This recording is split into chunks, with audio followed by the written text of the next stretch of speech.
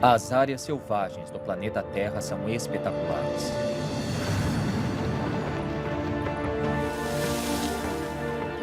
Mas uma espécie nunca consta nas imagens. Nós. Sou o Dr. M. Sanjian. Sou cientista e conservacionista. Dediquei os últimos 25 anos da minha vida ao estudo e proteção da vida selvagem, que eu adoro. Calma, amigo.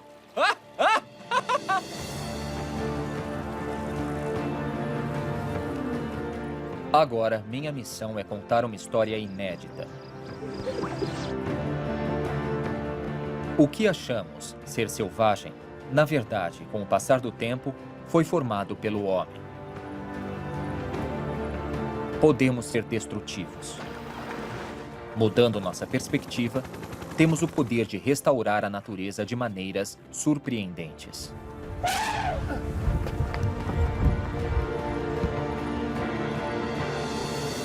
Pelo mundo, as planícies são os principais pontos de encontro dos mamíferos da Terra.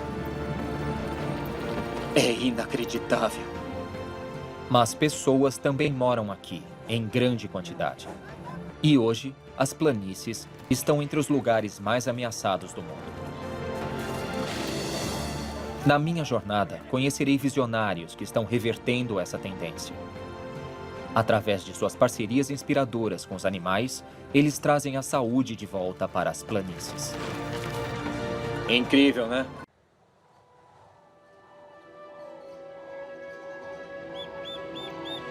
Planícies.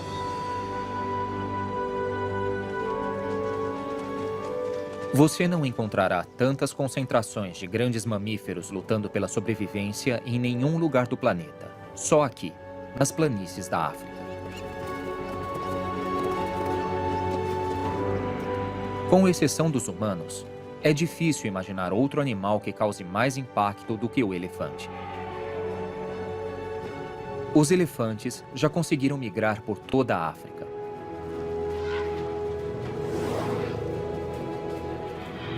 Mas hoje, o desenvolvimento humano acabou com a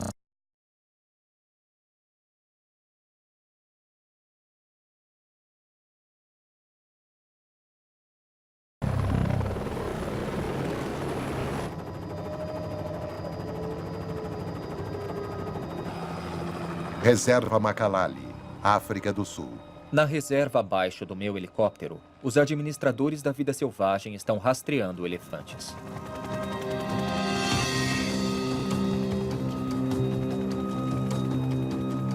Os elefantes invadiram esta terra. Destruíram propriedades e ameaçam pessoas e outros animais selvagens. Nossa meta é realocá-los antes que seja tarde. Se não conseguirmos chegar até eles e realocá-los em tempo, as autoridades não terão outra escolha senão matá-los. Encontramos um dos invasores. Precisamos tranquilizá-lo. Muito bem, nós já estamos chegando perto. Pode se aproximar e atirar. Tudo bem? Vamos lá, mirando.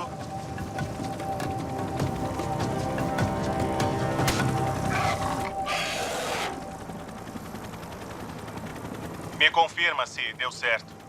Deu.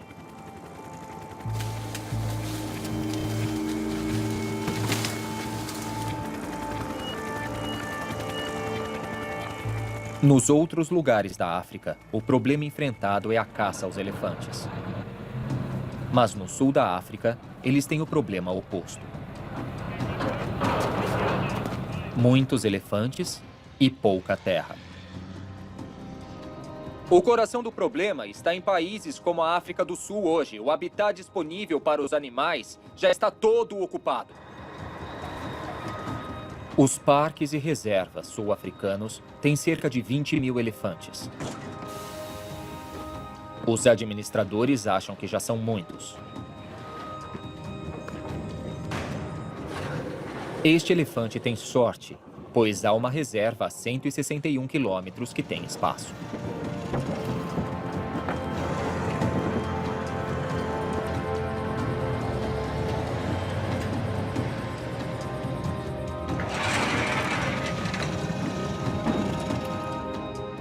Mas na África do Sul e outros lugares, os administradores precisam tomar medidas mais drásticas, às vezes em nome da preservação. Quando há muitos elefantes reunidos em um ambiente, eles podem destruir a terra severamente. Portanto, se não houver chuvas, o ambiente transforma-se em deserto. Como resultado, todos passam fome, inclusive os elefantes. Para que isso não aconteça, os administradores da vida selvagem já tomaram a decisão mais drástica de todas: o abate. No passado, já abatemos centenas de milhares de elefantes em nome do controle. Recentemente, decidimos começar a abater de novo. Vitória Falls, Zimbábue. A prática do abate começou por causa de pesquisas de homens como Alan Savory. Há 50 anos, as recomendações de Alan ajudaram na condução do primeiro abate em massa de 40 mil elefantes no Zimbábue. Desde então, Alan dedica sua vida a uma nova teoria controversa, que pode não só fazer o abate desnecessário, mas também revolucionar a maneira de vida nas planícies. Está viajando com o guarda-costas? Eu os amo mais do que qualquer animal. Os elefantes? Isso. Por que gosta deles mais do que qualquer outro? Porque eu gostava muito dos elefantes quando era jovem. Adorava caçar elefantes, adorava ficar perto deles, adorava estudar os elefantes. No começo da minha carreira, eu decidi me especializar em elefantes porque eu sempre os amei. Você fez parte de um departamento que costumava fazer abate de elefantes? Em grandes números? Isso aconteceu pela minha pesquisa, que era falha. Eu estava errado porque... Você estava errado? Estava, porque me ensinaram que eles causavam danos para as árvores, a grama e tudo mais, e que havia muitos deles. Reduzir o número de animais matando cerca de 40 mil deles não resolveu o problema. As terras continuaram a virar deserto. Reduzir o número de animais piorou a situação, não melhorou nada. Isso fez com que Alan tivesse uma ideia radical, o oposto do que todos acreditam, até mesmo eu. O que estou dizendo é que hoje a solução são mais animais devidamente administrados. Alan baseia sua teoria no fato histórico de que, antigamente, manadas bem maiores dominavam estas planícies. Isso acontecia sem superlotação. Mas como? Alan acredita que tem alguma coisa a ver com a maneira com que os animais se moviam. Assediados por um número maior de predadores, inclusive os humanos, as manadas ficavam juntas, pisando pelo chão como arados gigantes. Alan decidiu testar sua teoria no seu próprio rancho. Primeiro, ele reuniu todas as vacas que encontrou. Então, ao invés de deixá-las andar livremente, ele as fez ficar juntas e fez com que elas se movimentassem o tempo todo. Ele não deixava que ficassem no mesmo pasto por mais de uma semana. Se puser as vacas no pasto, o que vão fazer com a terra? A terra será muito arada, isso quebra a crosta no solo e teremos muito esterco e urina. E qualquer jardineiro sabe que isso faz as plantas crescerem. Se o solo está endurecido e está difícil de penetrar a superfície com alguma ferramenta específica, você coloca gado no ambiente e as plantas crescem. Com os elefantes não é diferente. Eu sei o que quer dizer. Então, quando você tem um solo sólido, endurecido, quase feito de concreto, você coloca as vacas lá por uma semana em grande quantidade para amaciá-lo. Agora entendi. Para mim, os resultados do Alan são espetaculares. Mesmo com a recente seca, ele transformou seu rancho de deserto em um rico gramado.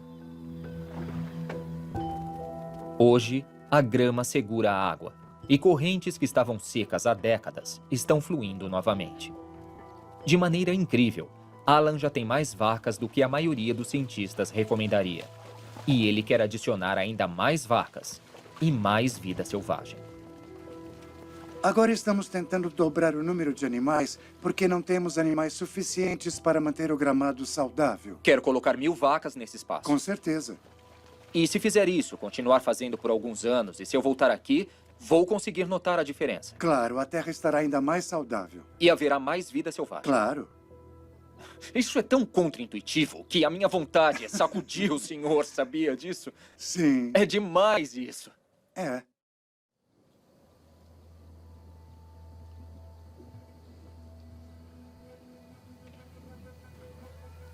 O plano de Alan de aumentar a quantidade de gado e vida selvagem nas planícies é radical. Eles estão tão pequenos. Vacas ou vida selvagem podem não ser o problema, mas eles precisam se comportar como se estivessem sendo perseguidos por um predador perigoso. Se o Alan estiver certo, vamos ter que repensar toda a vida nas planícies. Vamos lá, garota. As ideias de Alan já inspiraram pessoas por todo o mundo. Mas há uma pergunta que sempre é feita. Será possível ter grandes números de animais, gramados verdejantes e pessoas, tudo ao mesmo tempo?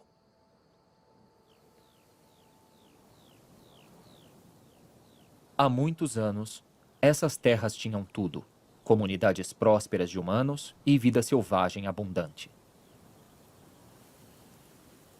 Isso não existe mais. O grande estepe, que vai da Europa até a China, Kalmykia, Rússia. e já foi passagem de grandes exércitos a cavalo de Gengis Khan, já esteve repleto de vida selvagem. De fato, uma espécie viveu lá em números maiores do que os gnus da África. Por incrível que pareça, poucas pessoas ouviram falar deles. O antílope saiga é uma relíquia da Era do Gelo que já caminhou ao lado de mamutes. Seus narizes extraordinários esquentam o ar no inverno e filtram a poeira no verão. Adaptações perfeitas para o ambiente seco. Enquanto migram, comem mais de 100 espécies de plantas.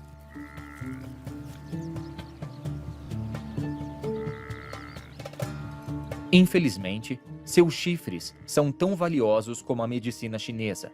E depois da quebra da União Soviética, caça furtiva não policiada reduziu os saigas da região de 2 milhões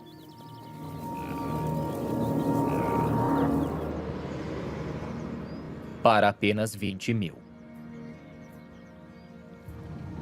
A cientista Lini Qiu espera que sua pesquisa sobre a reprodução do saiga possa ajudar a proteger uma das espécies mais abatidas na Terra. Não há outro mamífero grande sendo dizimado tão rapidamente como o saiga. Atualmente perdemos quase 95% da população em 10 anos. É uma quantidade enorme.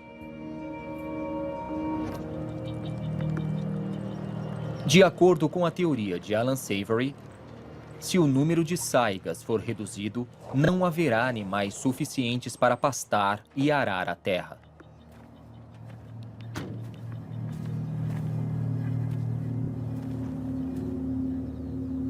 Sem saigas, as pastagens morrerão.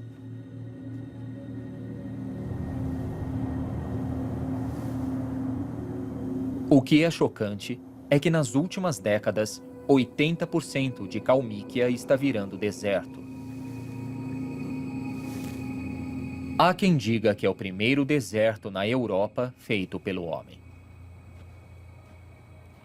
Mesmo que hábitos descontrolados de pastejo de ovelhas tenha causado parte da desertificação, a teoria de Savory sugere que os saigas nativos ajudariam a restaurar o equilíbrio nas planícies.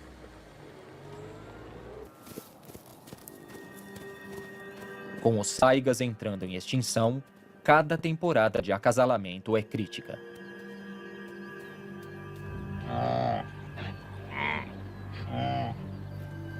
Machos como este se preparam para lutar pelo direito de acasalar.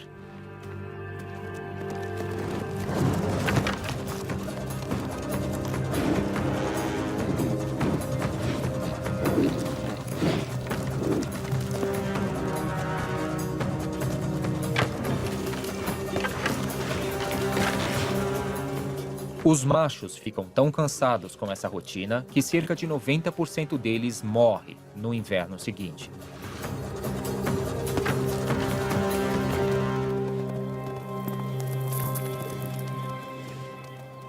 O veterano triunfante quer seus direitos amorosos. Ele não tem uma só escolha, e sim um harém de 50 fêmeas para cuidar. A rotina é o primeiro passo de um processo que pode guardar a chave da recuperação da espécie.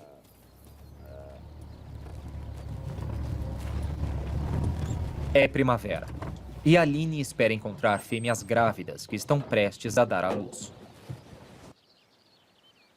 Uma dica para encontrá-las é a própria grama. Onde elas dão à luz, a pastagem é rica.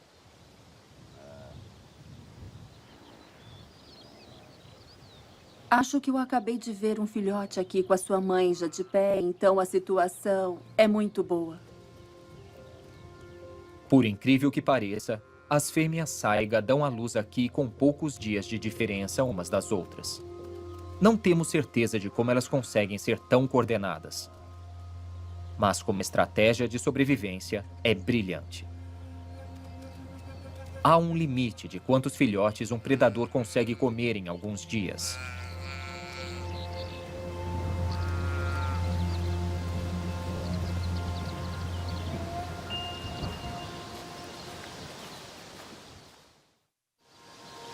As mães saiga fogem de Aline.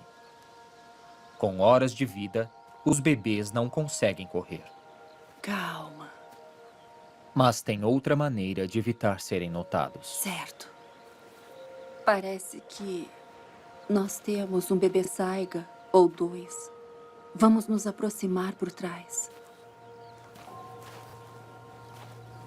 Sem se mexer, seus batimentos diminuem a um nível quase imperceptível.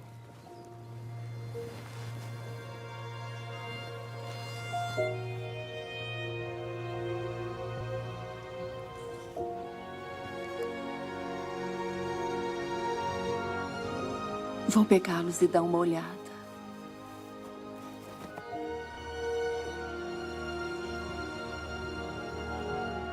Eles são uma gracinha. Os saigas são únicos porque eles têm gêmeos com muita frequência. A mãe deles deve ter 2 anos ou mais. Então, a sua população pode dobrar em apenas 1 ano. Então, para mim, ver gêmeos aqui me deixa muito feliz. A chance de recuperação para eles. Esta é uma das espécies que estão sendo dizimadas muito rápido. Mas como conseguem se reproduzir em grande velocidade, também podem ter equipes anti-caça percebem o impacto.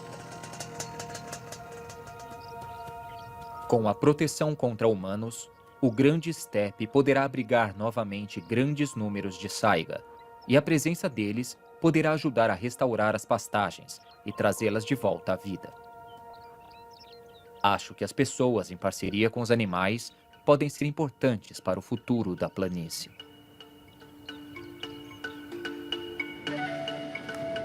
Está pronto? Eu acho que tô sim. Encontrei o maior exemplo disso aqui, no Ártico.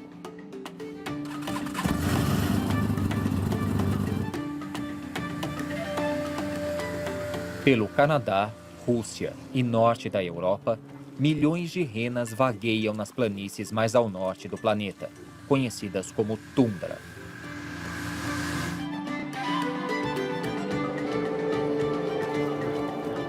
Como saiga, seu pastejo é o que ajuda a manter essa terra saudável e diversa. Mas aqui, na Noruega, cerca de metade das renas já faz grande parceria com os humanos. Kautokeino, Noruega. Por séculos, os Sami vivem ao lado das renas. As renas fornecem comida, roupas e carne.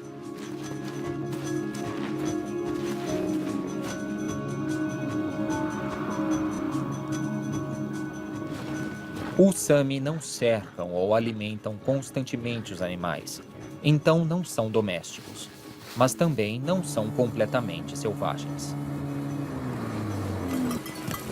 May Torrell me trouxe 48 quilômetros para fora da cidade, para as planícies onde seus animais passam o inverno.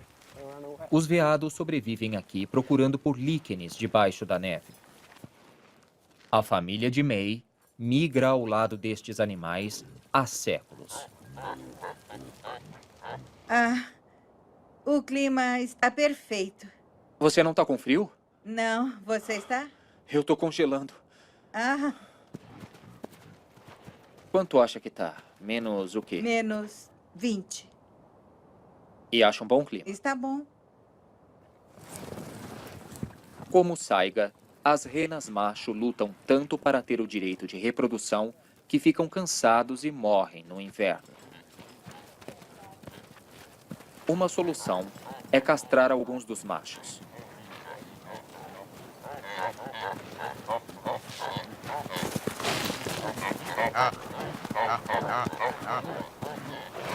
Os Sami dizem que o primeiro criador de rena foi o primeiro a castrar um animal.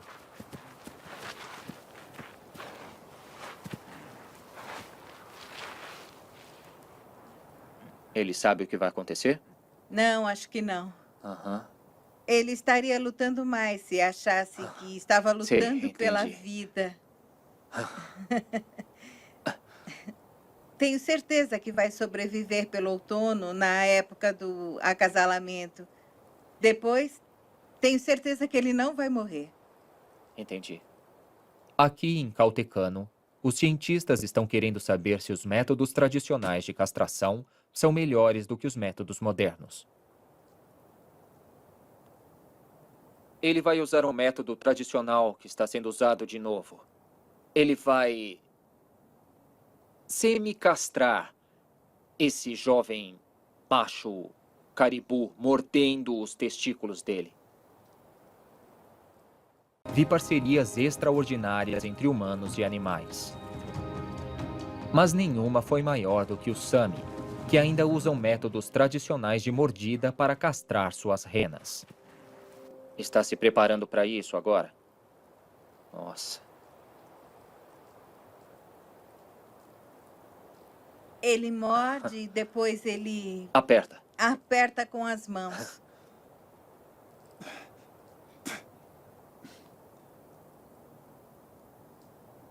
Oh! Uau!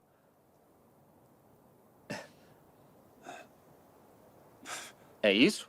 Sim. Acabou? Você não morde completamente, você só aperta. Isso. Ele pode ir agora? Sim. Tá bom. 1, 2, 3, vai! Ele nunca vai se esquecer desse dia. Não. Quando tomou uma mordida nos testículos. Ferramentas de castração modernas teriam destruído completamente os testículos do animal. Os Sami acreditam que morder seus testículos significa que ele ainda poderá ter um pouco de testosterona, suficiente para manter seu vigor. E ele não vai gastar sua energia brigando ou se acasalando. Ao invés disso, seu foco será em comer e ficar enorme. Isso é muito útil, agora que a mudança climática altera a temperatura e há o aumento de eventos de descongelamento e recongelamento que enterram os líquenes debaixo de uma camada de gelo.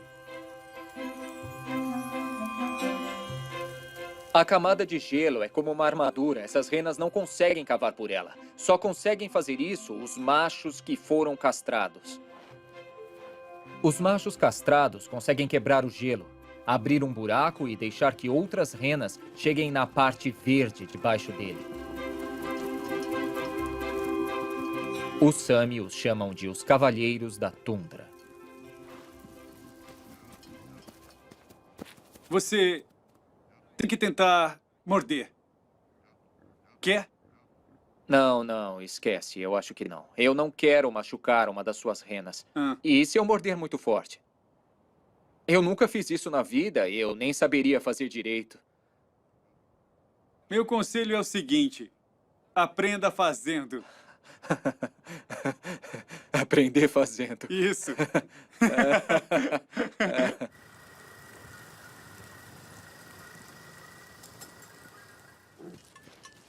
A tundra muito congelada faz a criação de animais domésticos que dependem de humanos para tudo ser muito difícil. É por isso que trabalhar com animais selvagens é a melhor maneira de viver aqui. E eu acho que vai ser mais importante ainda no futuro.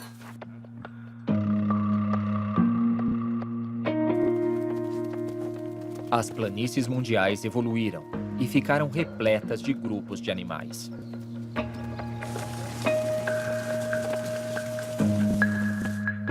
Mas muitos países desenvolvidos transformaram suas planícies. Hoje, a maior parte das planícies norte-americanas não é mais selvagem. Nós transformamos a terra em um vasto ganha-pão que alimenta a nação. Com tanta terra debaixo do arado, o ecossistema selvagem é o mais prejudicado da América do Norte. Os grandes grupos de bisões sumiram, e os antílopes que sobraram lutam na hora de migrar.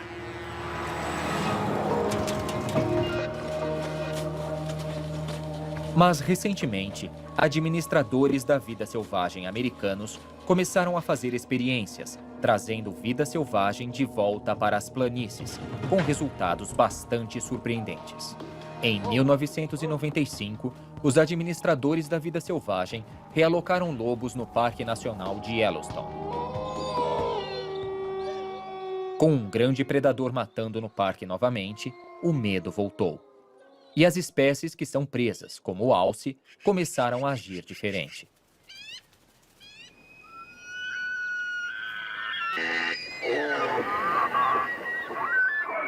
Animais que pastam, como o alce, costumavam ficar tranquilos na beira da água. Eles comiam árvores e arbustos, como salgueiro, e ficavam nos bancos dos córregos. Mas quando os lobos começaram a fazer emboscadas nas proximidades, os alces tiveram que mudar de tática.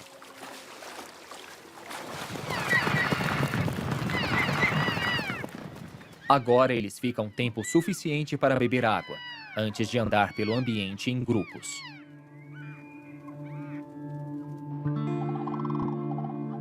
Sem alces em volta, os rios e salgueiros tiveram um tempo de recuperação.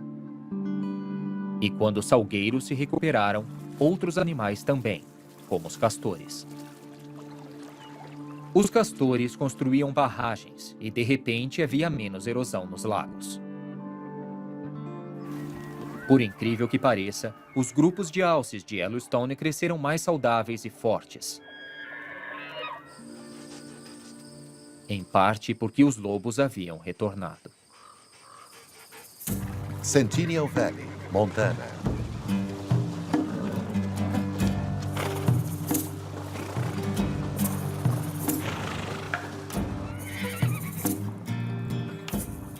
Do lado de fora do parque, muitos fazendeiros temiam que os lobos matariam o gado deles. Brian Owring não era um deles. Brian foi inspirado pelo poder que um predador tem de transformar um ambiente.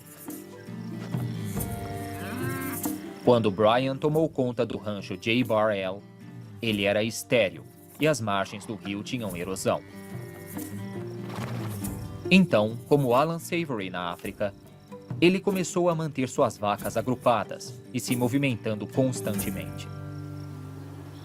E os resultados foram fenomenais.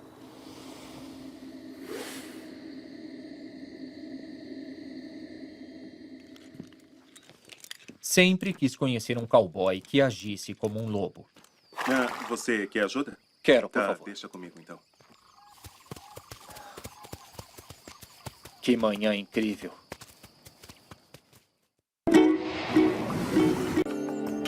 No instante em que cruzamos o rancho de Brian, percebemos que o lugar está diferente.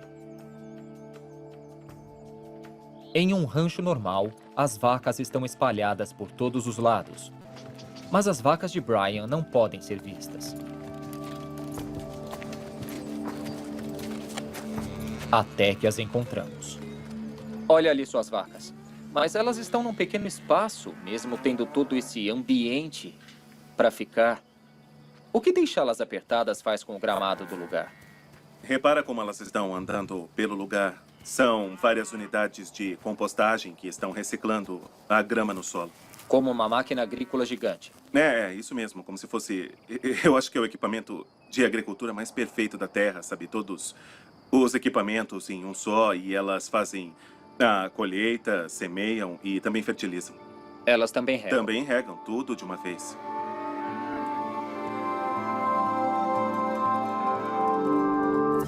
Para onde elas têm que ir? Elas têm que ir para aquela colina, mas Sei. primeiro, o que vamos fazer é deixar que elas se movimentem um pouco. Tá bom. Então vamos. Como conservacionista, eu odeio as vacas. Olha só, elas estão andando. Pois é, elas estão indo pro lugar certo. Mas Brian conseguiu fazer suas vacas preencherem o espaço um dia ocupado por bisões. E Brian faz o papel de lobo. Juntos, eles estão restaurando e trazendo saúde de volta para a terra. E o que me deixou mais surpreso e emocionado foi o que aconteceu com a vida selvagem no rancho de Brian. Olha só. Pássaros que estão em extinção em outros lugares estão voltando para cá. Os maçaricos reais não gostam de pousar em grama que seja mais alta do que suas patas. Os mais incríveis desses pássaros são os tetrazes. Eles já foram comuns na pradaria do oeste. Hoje, eles estão quase em extinção.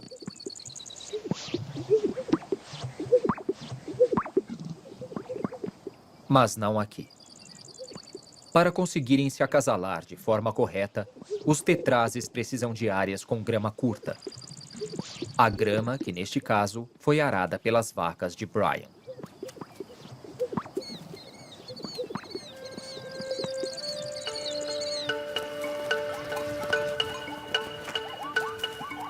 É possível ter ranchos prósperos, que de fato beneficiem a vida selvagem. E por incrível que pareça, a vida selvagem pode nos beneficiar também.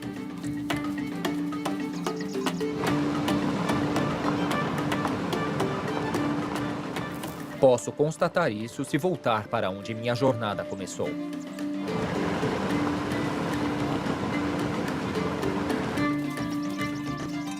Na África, o Vale do Rift foi um criadouro de gado gigante por 4.000 anos.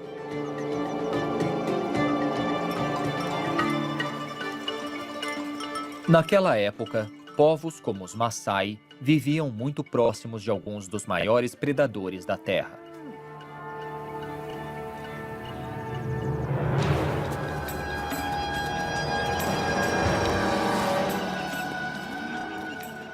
Gado criado ao lado de leões traz riscos óbvios.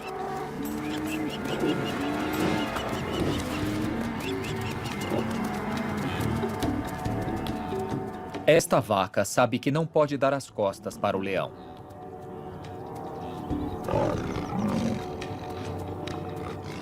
Mas a leoa já tem um plano astuto. Ao fingir ter medo, ela faz a vaca cair numa armadilha.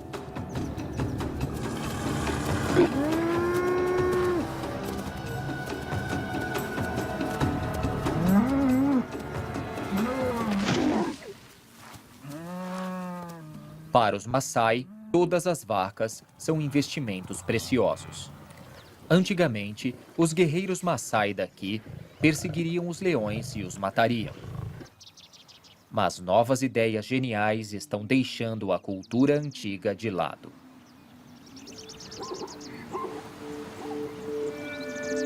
Shompoli, Quênia.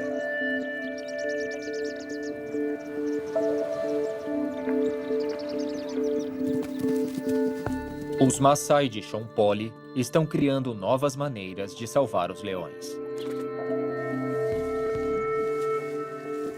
Parece que toda a vida selvagem daqui, até os leões, estão vivendo melhor do que em qualquer parque nacional. Stephen Kamanga passa com seu gado entre zebras e gnus. Diferente de Montana, Stephen não precisa fingir ser um predador para fazer seu gado ficar próximo. Bom, no ano passado, em setembro, eu perdi uma das minhas vacas no matagal. Ela foi comida pelos leões.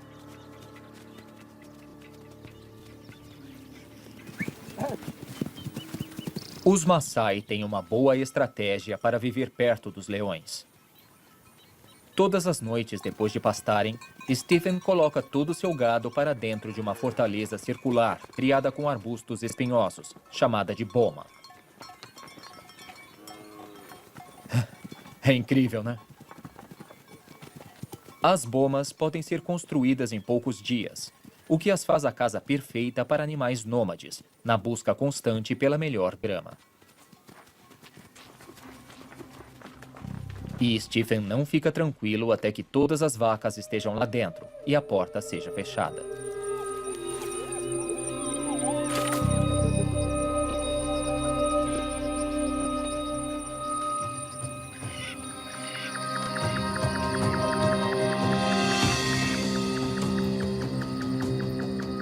Hoje, os Maasai de Shompoli têm tecnologia notável para ajudá-los a viver próximos aos leões. Enquanto Stephen dorme perto de suas vacas, seu irmão John sai à caça nas pradarias. A equipe de John já encontrou leões-chave nas pradarias e os marcou com uma coleira transmissora. GPS e radiotelemetria dão a John uma boa ideia de onde os leões estão. E aí, estão perto? É, eles estão bem perto. Uns 150 metros de nós. Para lá? Para lá? Para lá.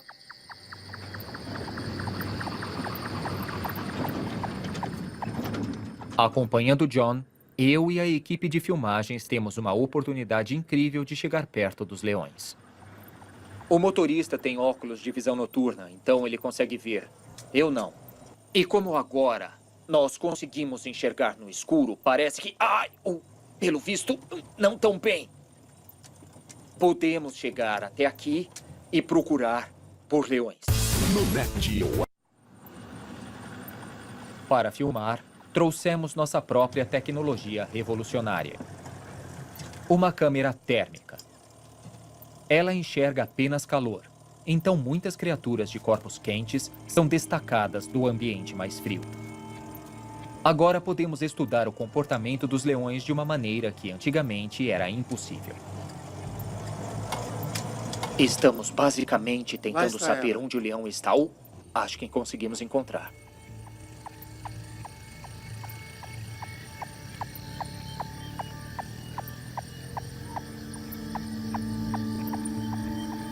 Só tem aquele ali ou tem mais algum leão?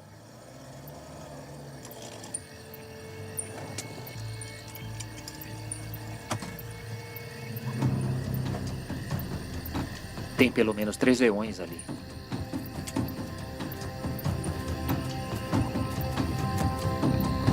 Eu não consigo ver nada que está lá. Mas para um leão, a paisagem é bem ampla. Eles têm membranas atrás dos olhos que refletem a luz, mesmo um pequeno feixe, a luz de uma estrela, a luz da lua. Assim, eles conseguem enxergar bem à noite. Melhor do que os animais que estão caçando.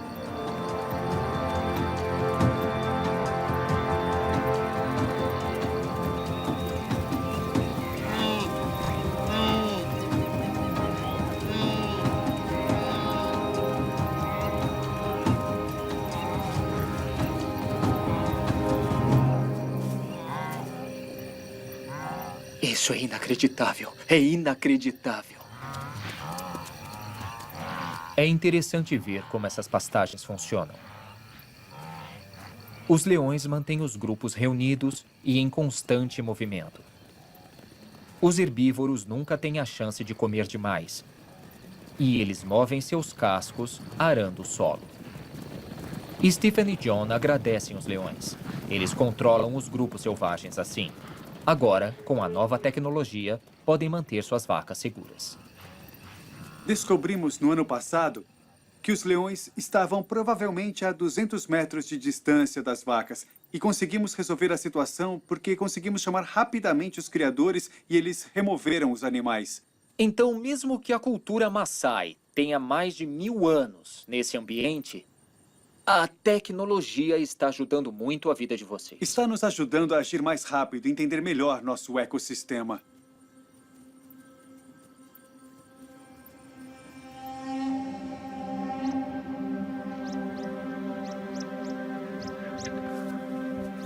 Os leões ajudam os Maasai de Shonpoli a melhorar as pastagens.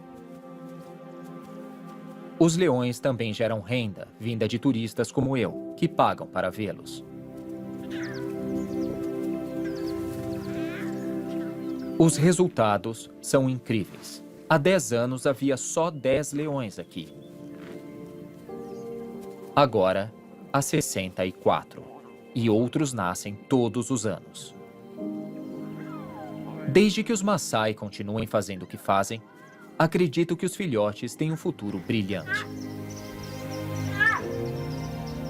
Mas para mim, a grande revelação não vem dos leões. Vem do papel interpretado aqui pela espécie mais dominante dessas planícies, nós.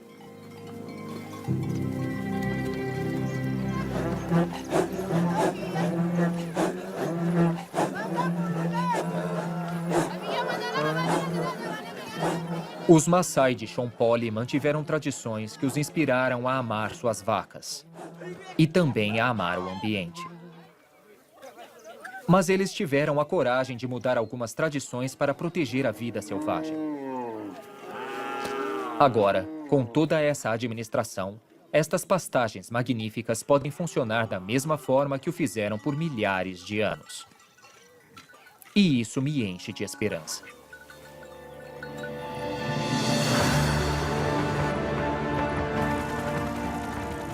Eu tive sorte de conhecer alguns dos pioneiros de uma forma nova de entendimento das maiores planícies do mundo. Estes são os arquitetos da nova vida selvagem. Eles fazem o melhor, porque aprenderam a formar parcerias únicas com alguns dos animais mais incríveis da Terra.